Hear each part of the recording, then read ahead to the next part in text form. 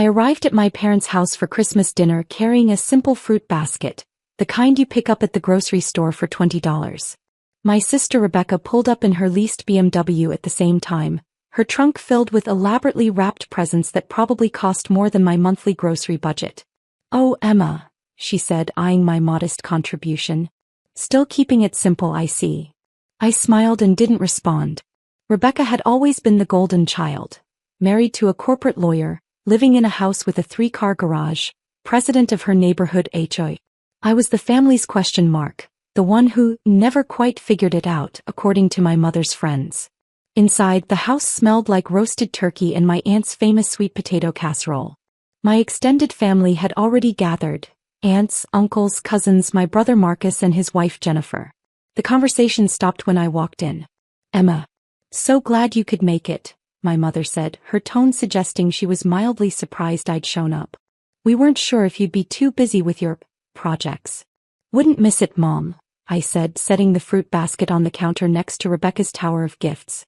My Uncle Richard was already 3 drinks in. "So, Emma is still doing that internet thing?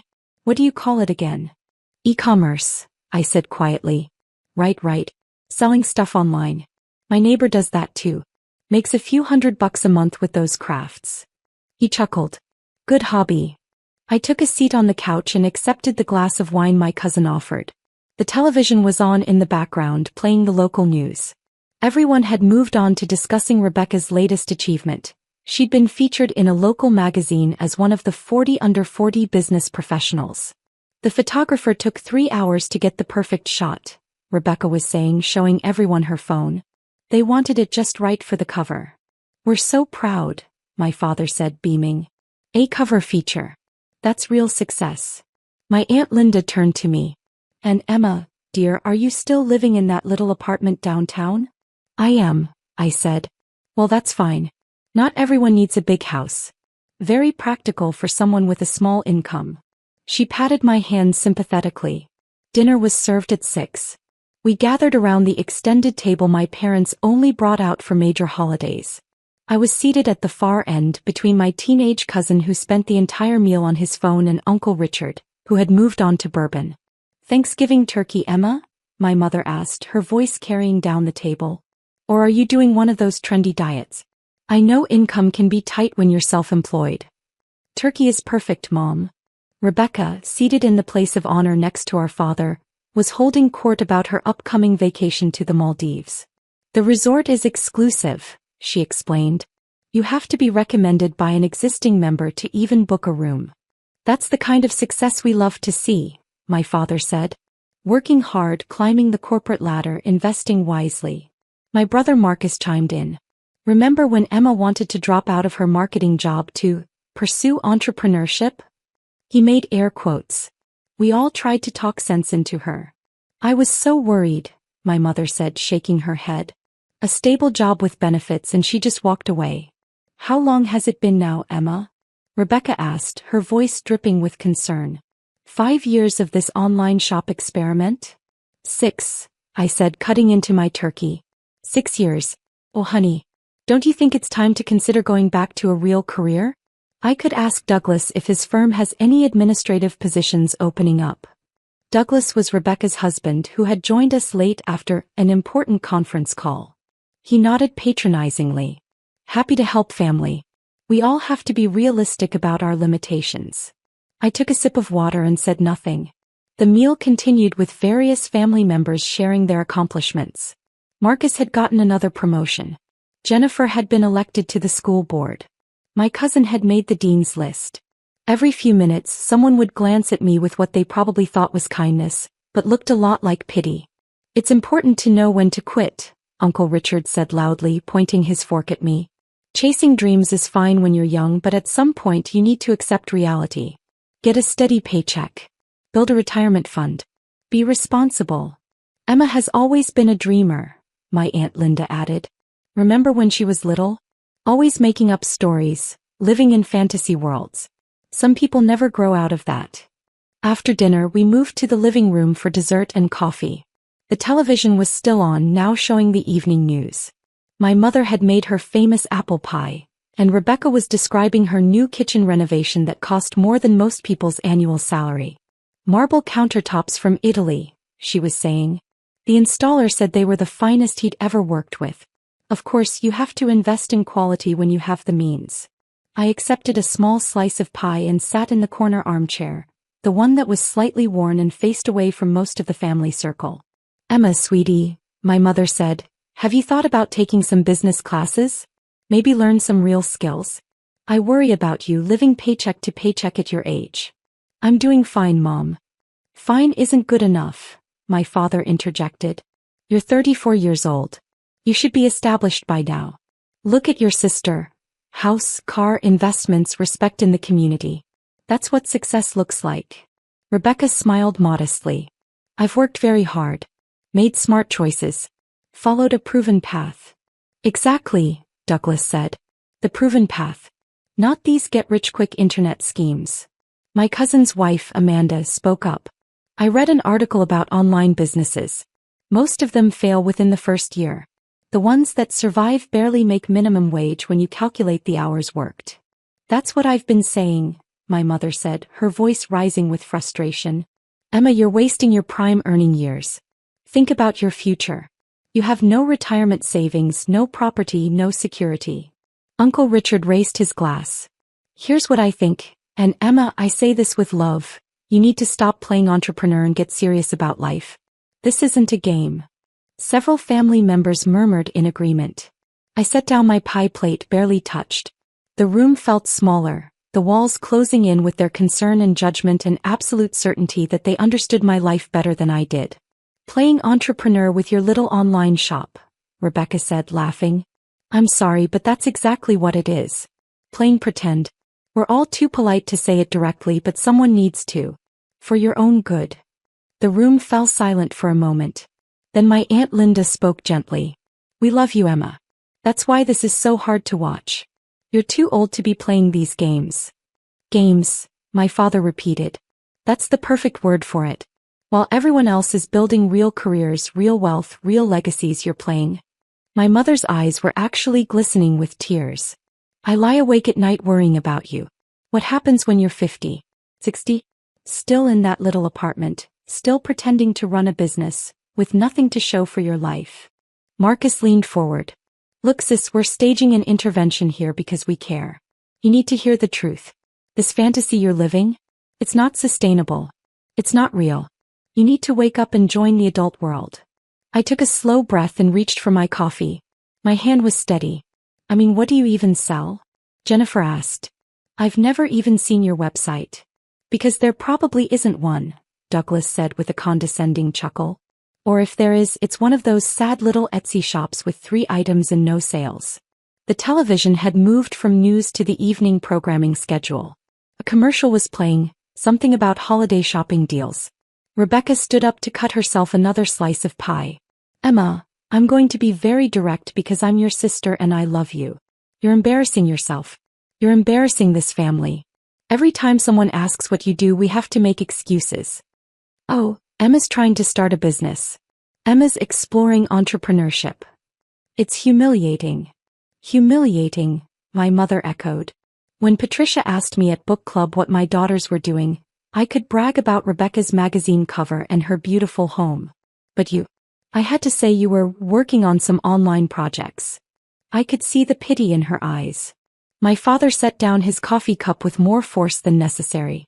This stops now, Emma. New Year's resolution, you're going to get a real job. I don't care if it's entry-level. At least it'll be legitimate. I could probably get you an interview at my company, Marcus offered. They're always looking for people in customer service. It's not glamorous, but it's honest work. Real work. The commercial ended. The television screen showed the beginning of a new program. The local news magazine show that ran special features on Saturday evenings. Tonight on News Center Special, the announcer's voice rang out, an exclusive look at one of the most extraordinary business success stories of the decade. How a young entrepreneur turned a simple idea into a global empire worth billions. No one was really listening. Rebecca was describing her upcoming performance review where she expected another raise. Uncle Richard was refilling his bourbon. My mother was collecting dessert plates. Our feature tonight, the television continued, focuses on Emma Chin, the elusive founder and CEO of Lux Global Holdings, whose revolutionary approach to sustainable luxury goods has disrupted the entire retail industry. My mother dropped a dessert plate. It didn't break, but it clattered loudly on the coffee table. The screen filled with an aerial shot of a massive corporate campus, all glass and steel and manicured gardens. The caption read, Lux Global Holdings Headquarters, Shanghai. What? My father started. That's Emma's name, my cousin said slowly. Rebecca's face had gone pale. That has to be a different Emma Chin. Common name. But the screen had changed to show a photograph. Me in a tailored business suit, shaking hands with the president of France at an economic summit. The caption confirmed it. Emma Chin, 34, founder and CEO Lux Global Holdings. The reporter's voice filled the silent room. Emma Chin's story is one of vision, secrecy, and extraordinary execution. 6 years ago, she quietly left her corporate marketing position to pursue what her family thought was a small online retail experiment. What they didn't know was that Emma had spent the previous 3 years developing proprietary sustainable manufacturing technology and building relationships with eco-conscious suppliers across 18 countries. The screen showed factory floors, vast and modern, with workers assembling luxury handbags, shoes, accessories. Within 18 months, the reporter continued, her company had secured contracts with major department stores across Asia. Within 3 years she had expanded to Europe and North America. Her revolutionary approach, combining luxury craftsmanship with sustainable materials and ethical labor practices, resonated with millennial and Gen Z consumers who demanded both quality and conscience. My uncle's bourbon glass was frozen halfway to his mouth. The program showed footage of Lux Global products in high-end stores in Paris, London, Tokyo, New York. The items were beautiful. Handbags that cost thousands, shoes that celebrities wore on red carpets, accessories that had waiting lists months long. Today, the reporter said, Lux Global Holdings operates manufacturing facilities on 4 continents, employs over 40,000 people, and generates annual revenue exceeding $7 billion. The company's recent valuation places Emma Chin's personal net worth at approximately $7.2 billion, making her one of the youngest self-made female billionaires in the world. My mother made a sound like she'd been punched. The screen showed me again, this time at a TED conference speaking to thousands. Then at a UN Sustainability Summit. Then on the cover of Forbes Asia with the headline, The Quiet Billionaire, How Emma Chin Built an Empire in Secret.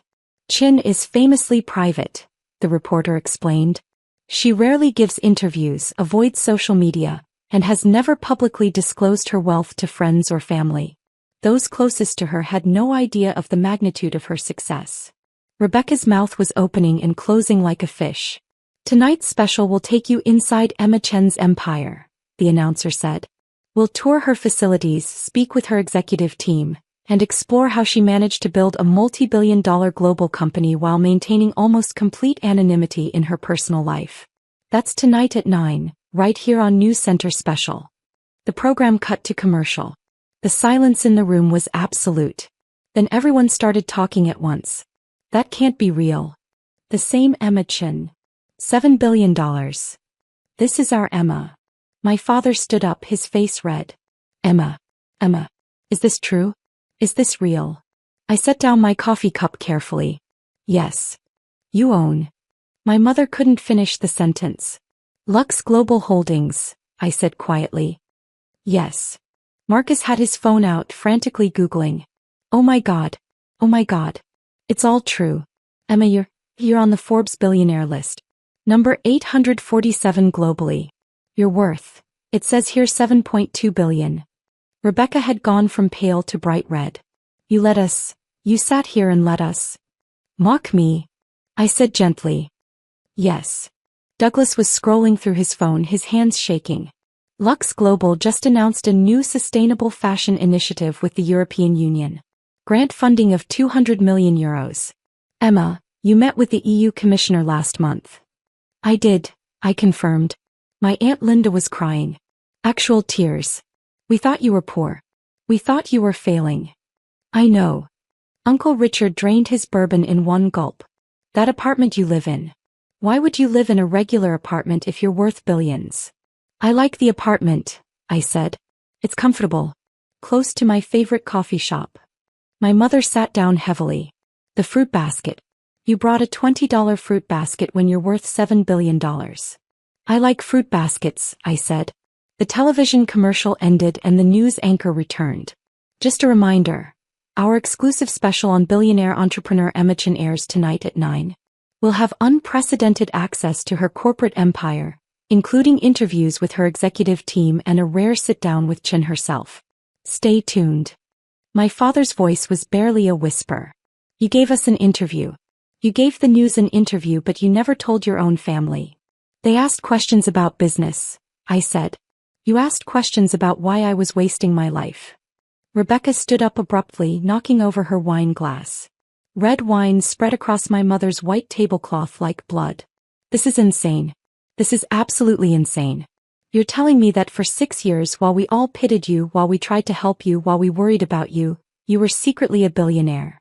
Yes. That's sick. Rebecca's voice cracked.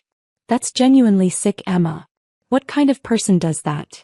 The kind who wanted to see who really cared about her versus who cared about her success, I said calmly. Marcus was still scrolling. You donated $500 million to environmental causes last year. You endowed scholarships at 15 universities. You're building hospitals in developing countries. Emma, you're a philanthropist. A major global philanthropist. That money should be helping your family. Uncle Richard burst out. Your own flesh and blood. I looked at him steadily. Why? So you could buy more bourbon?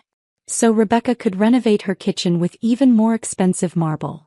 How dare you, Rebecca hissed. My mother was scrolling on her phone now too, her face growing paler with each swipe. You spoke at the World Economic Forum in Davos.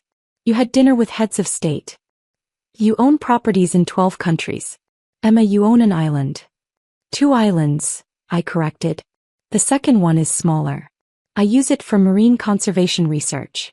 My father sank back into his chair. All those times we tried to help you. Offered you jobs. Offered you money. I remember, I said. Jennifer spoke up, her voice shaky. Last year. Last Christmas. I gave you a gift card to Target because I thought you needed help with groceries. I used it, I said. Bought some nice towels. Thank you. Douglas was pale. My firm. I offered you an administrative position at my firm. I'm a lawyer making $300K a year and I offered you. Oh God. It was kind of you to offer, I said. Amanda, my cousin's wife, was reading from her phone. Business Insider calls you the most underestimated entrepreneur of the decade. Fortune says you're rewriting the rules of sustainable luxury. The Wall Street Journal has a profile calling you the billionaire next door, because you're so normal in your personal life. I am normal, I said. Normal. Rebecca shrieked. You're worth $7 billion. You employ 40,000 people. You're on the UN Advisory Council for Sustainable Development. That's not normal. The wealth isn't normal, I agreed. But I am. Same person I was 6 years ago. Same person I was this afternoon when you were all explaining my failures to me. The doorbell rang, making everyone jump.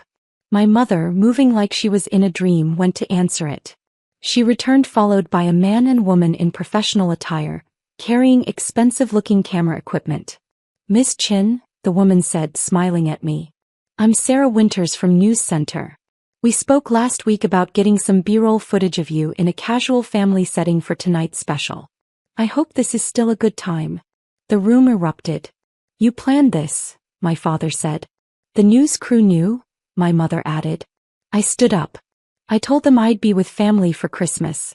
They asked if they could film a few minutes of normal family interaction for the special. Humanize the story. Humanize, Marcus repeated, sounding dazed. Sarah was setting up her camera, completely professional. We'll just need about 5 minutes. Very casual.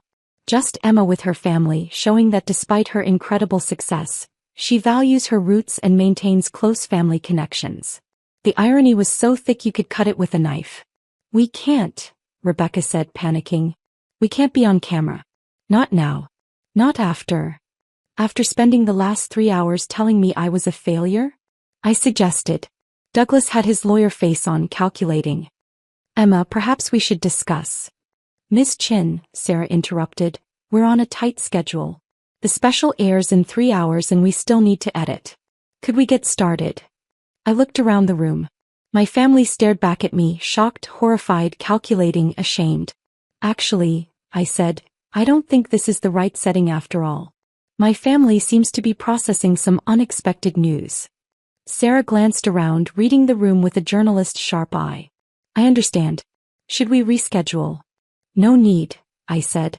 You have plenty of footage from the corporate campus, the factory tours, the executive interviews. This, I gestured at my frozen family, isn't necessary. If you're sure, Sarah said, already packing up, sensing a story she couldn't report. After the news crew left, the silence returned. But it was different now, heavy with recalculation, with the sound of worldviews crashing down, with the desperate mental scrambling of people trying to rewrite their own narratives.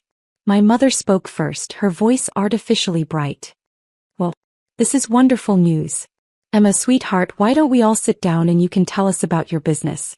We'd love to hear all about it. Would you? I asked. Of course.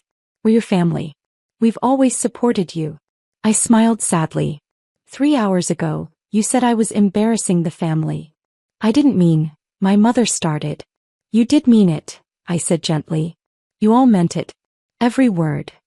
Rebecca had regained some composure. Emma, you have to understand how this looks from our perspective. You deliberately deceived us. I didn't deceive anyone, I corrected. You all assumed I was failing. I simply didn't correct your assumptions. That's deception by omission. Rebecca's voice was rising again. Is it? I asked. When you got your HOA presidency, did you tell me every detail of the campaign? When Marcus got his promotions, did he explain every career move? Or did you all just share what you wanted to share and I accepted it without interrogation? Marcus shifted uncomfortably. That's different. How? Because you're worth billions. That's relevant information. Relevant to what? I asked. To whether you respect me? Clearly yes. To whether you mock me at family gatherings? Apparently yes. To our actual relationship? That's the question, isn't it? My father tried a different approach. Emma, I think we all said things tonight that we regret. In the heat of the moment. We were concerned about you. You were ashamed of me, I interrupted, my voice still calm. There's a difference. Uncle Richard had poured himself another bourbon. Listen, Emma, we're all adults here. Let's move past this. You're successful. We're proud of you. Let's talk about the future. The future where I fund your retirement? I asked.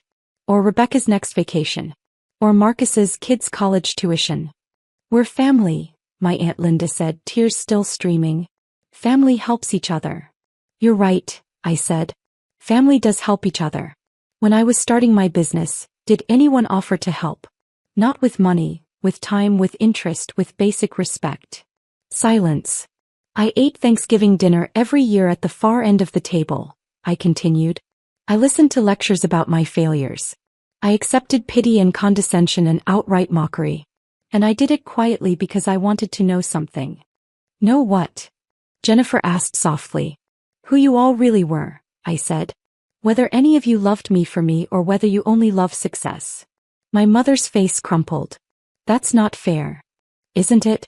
Rebecca, you said I was embarrassing the family. Dad, you called my life's work playing games. Marcus, you staged an intervention. What part of that was love? Rebecca's hands were shaking. You could have told us. You could have trusted us.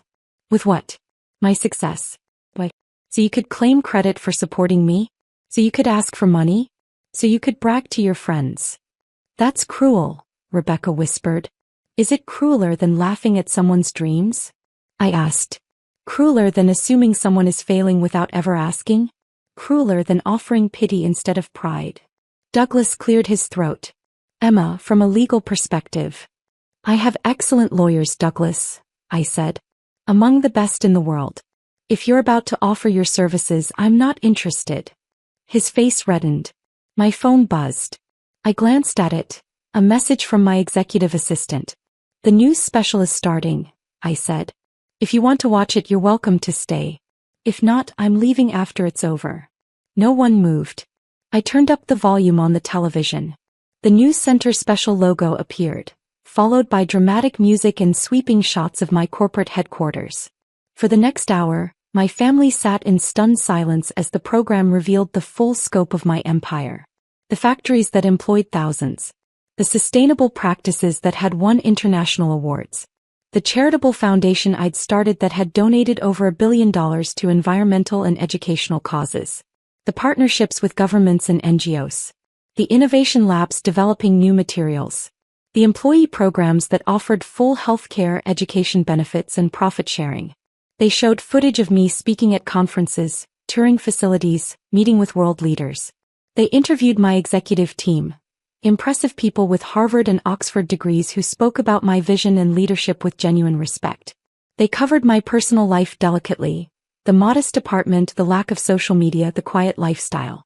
Emma Chin, the reporter said, is perhaps the most private billionaire in the world. She drives a 5-year-old sedan. She shops at regular grocery stores. Her neighbors have no idea who she is. By all accounts, she's the same person she was before her extraordinary success. The special ended with footage of me at a ribbon-cutting ceremony for a new hospital in Cambodia, funded entirely by my foundation. Children were laughing, running around. I was kneeling in the dirt talking to a little girl, no security detail visible, no cameras, just a genuine moment that someone had captured. Emma Chin, the reporter concluded, proves that extraordinary success doesn't require an extraordinary ego.